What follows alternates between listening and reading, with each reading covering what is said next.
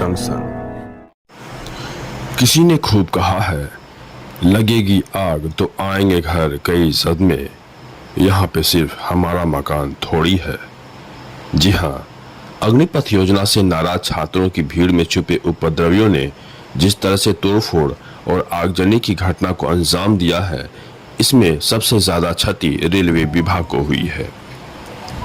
उपद्रवियों ने न सिर्फ ट्रेन और रेलवे स्टेशनों को नुकसान पहुंचाया है, बल्कि टोल टैक्स, निजी वाहनों, दुकानों, बीजेपी कार्यालय सहित बीजेपी नेता के घरों को भी निशाना बनाया।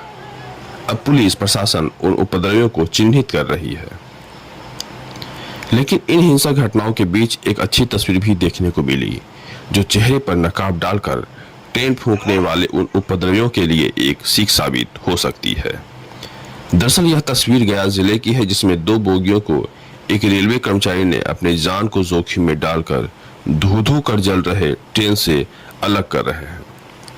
इस तस्वीर में कुछ ऐसे भी लोग हैं जो रेलवे कर्मचारी की मदद करते हुए बाकी 2 बोगियों को जल रहे ट्रेन से दूर करने की कोशिश कर रहे हैं, ताकि आग की लपटों से सरकारी संपत्ति को नुकसान होने से बचाया जा सके।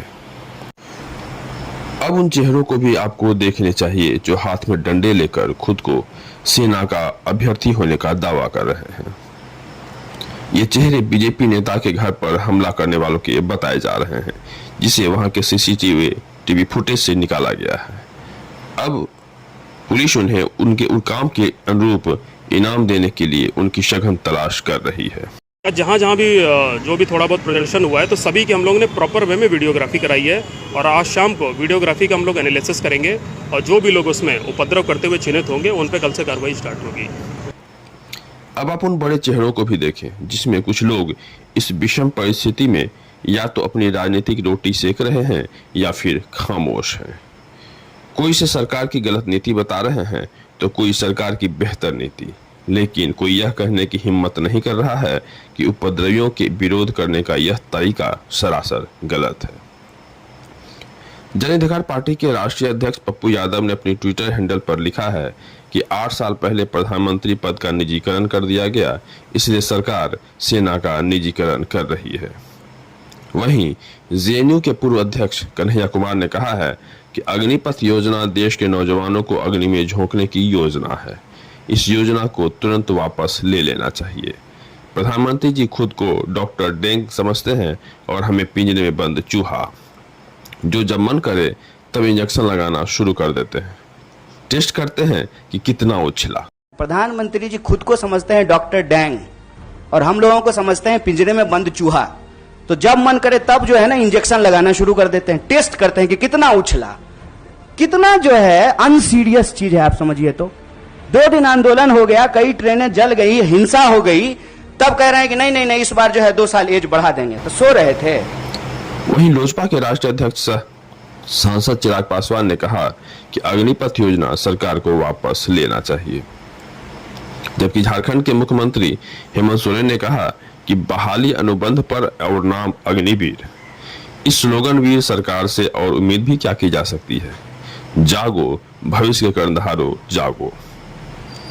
कांग्रेस अध्यक्ष सोनिया गांधी की तरफ से कांग्रेस महासचिव जयराम रमेश ने एक विज्ञप्ति जारी करते हुए कहा कि मुझे दुख है कि सरकार ने आपकी आवाज को दरकिनार करते हुए नई आर्मी भर्ती योजना की घोषणा की, जो कि पूरी तरह से दिशाहीन है।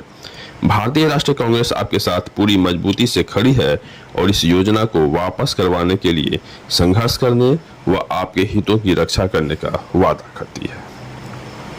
अब बात करें बिहार के उप मुख्यमंत्री तारकेश्वर प्रसाद की, जिन्होंने कहा कि सेना में भर्ती के लिए केंद्र ने अच्छी योजना बनाई है, जबकि बिहार के मुख्यमंत्री नीतीश कुमार ने 18 जून को बिहार विभूति डॉक्टर अनुग्रह नारायण सिंह जयंती के अवसर पर उनके तैलचित्र पर माल्यार्पण करते हुए अपने फोटो को ट्विटर पर पोस्ट जरूर किया। लेकिन बिहार 4 दिनों से धू-धू जल रहा है, कई जिलों में इंटरनेट सेवा बंद कर दिया गया है। इस पर उन्होंने एक ट्वीट करना भी मुनासिब नहीं समझा, और शायद इसीलिए आचार्य प्रमोद को यह कहना पड़ा कि अग्निवीर तो क्रांतिवीर बन गए, लेकिन बयानवीर अब तक खामोश है। रिपब्लिक जंक्शन के लिए कृष्ण वल्लभ नारायण की रिपोर्ट।